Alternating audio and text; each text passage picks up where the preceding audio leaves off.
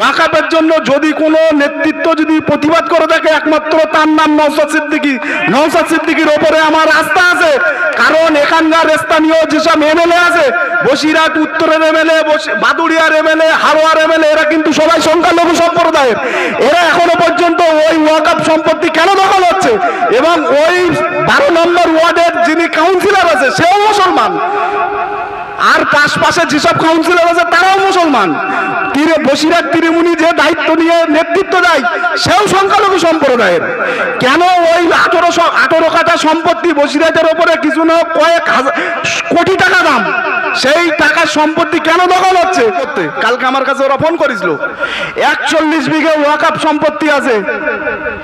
সেই ওয়াকাফ সম্পত্তির যে মোতাল্লি আছে সে তৃণমূলের দ্বারা দালালি করে সেই 41 বিঘা সম্পত্তি পেরাই বেহাত।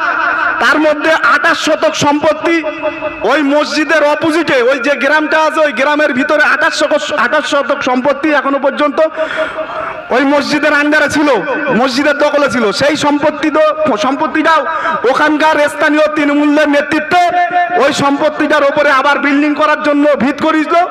ওখানে মসজিদ কমিটির যারা আছে, বিশেষ করে আপনারা চিনবেন যে রিয়াজ হোটেল যারা আছে, ওই আশপাশটার লোকজন তার প্রতিবাদ জানিয়ে বসিরহাটে এসপির সঙ্গে বসে, বসিরহাট থানার সঙ্গে বসে সেই কাজ এখন স্থগিত করা আছে। তাদের বক্তব্য, ভাই আমরা বসিরহাট টাউনের ওপরে রাজনীতি এখনো করতে যাইনি। আমরা বসিরহাট দক্ষিণ বিধানসভা বিভিন্ন পঞ্চায়েতে আমরা রাজনীতি করেছি, পৌরসভায় এখনো আমরা রাজনীতি করতে পারিনি। একদম পরিষ্কার জিনিস বলছি। আমরা ওই লোকগুলো পরিষ্কারভাবে বুঝে গিয়েছে। আমার কালকে ফোন করে বলছে, ভাই পশ্চিমবাংলায় যদি কোনোদিন এই পিছিয়ে পড়া মানুষের জন্য, ওয়াকাফের জন্য যদি কোনো নেতৃত্ব যদি প্রতিবাদ করে থাকে একমাত্র তার নাম নওশাদ সিদ্দিকী।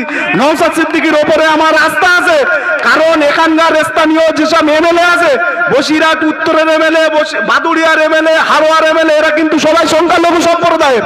এরা এখনো পর্যন্ত ওই ওয়াকাফ সম্পত্তি কেন দখল হচ্ছে? এবং ওই 12 নম্বর ওয়ার্ডের যিনি কাউন্সিলর আছে সেও মুসলমান, আর পাশে যেসব কাউন্সিলর আছে তারাও মুসলমান। বসিরহাট তৃণমূলী যে দায়িত্ব নিয়ে নেতৃত্ব দেয় সেও সংখ্যালঘু সম্প্রদায়ের। কেন ওই 18 কাঠা সম্পত্তি বসিরহাটের ওপরে কিছু না কয়েক কোটি টাকা দাম, সেই টাকার সম্পত্তি কেন দখল হচ্ছে? ওই মসজিদ কমিটি বিভিন্ন নেতার কাছে গিয়েছে, যাওয়ার পরে ফেলিওর হয়েছে। লাস্টে বলছে যদি কোনো নেতা আমাদের এই আন্দোলনে সামিল হয়, এই আন্দোলনটা একদম পর্যন্ত বাংলার মানুষের কানে কানে পৌঁছে দিতে পারে, তার নাম নওশাদ সিদ্দিকী। মুসা ভাই, আপনার কাছে অনুরোধ করছি একটু নওশাদ সিদ্দিকী ভাইজানের সঙ্গে আমাদের একটু বসানোর ব্যবস্থা করুন, আমরা একটু কথা বলতে চাই। বলেছি ছোট ভাইজান কথা বলতে রাজি হয়েছে, কারণ ছোট ভাইজান পিছিয়ে পড়া মানুষের জন্য অন্যায়ের বিরুদ্ধে লড়াই করে। ছোট ভাইজান আজকে বলছিল আমি দরকার হলে ওখানে যাব। আমি বললাম ভাই আপনার যাওয়ার আগে ওই কমিটির সঙ্গে বসেন। ওরা এসপি থেকে শুরু করে এসডিও থেকে শুরু করে ডিএম পর্যন্ত এবং নওশাদ সিদ্দিকী ভাইজানকে চিঠি করেছে। আজকে ওনারা আসবেন, নওশাদ সিদ্দিকী ভাইজান ও বিষয়ে কথা বলবেন, আমি আপনাদেরকে জানিয়ে রাখছি।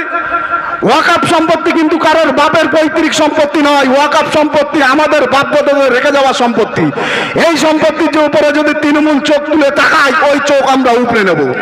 বসিরহাটে আগামী দিনে আমরা কিন্তু কয়েক হাজার লোক নিয়ে ওই সম্পত্তি দখল করব, এবং ওই মসজিদের নামে যত সম্পত্তি আছে, সাধারণত বসিরহাটে যত সম্পত্তি বেদখল হয়ে আছে, আমরা কিন্তু 26-এর পরে প্রত্যেকটা সম্পত্তি তাদের কাছে টেনে হিস্ট্রি নিয়ে আমরা সেই সম্পত্তি ফেরত করাবো। এই বলে আমার বক্তব্য শেষ করছি। ইন্ডিয়ান সেকুলার ফ্রন্ট জিন্দাবাদ, আইএসএফ জিন্দাবাদ, নওশাদ সিদ্দিকী ভাইজান জিন্দাবাদ, বিশ্বজিৎ মাইতি জিন্দাবাদ। ধন্যবাদ মুসা ভাইকে।